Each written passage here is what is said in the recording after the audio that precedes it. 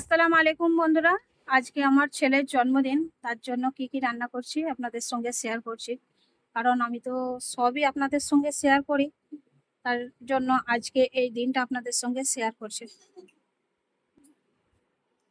এখানে আমার বুনু বসে আছে, এখানে আমার ছেলে।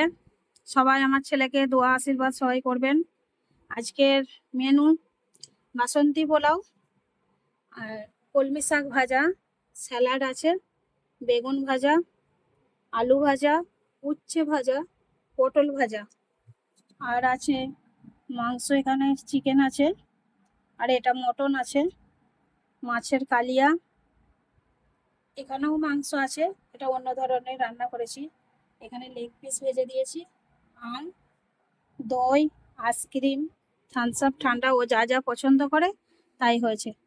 আপনাদের ভালো লাগে আমার ভিডিওটা লাইক শেয়ার করে আমাকে পাশে রাখবেন।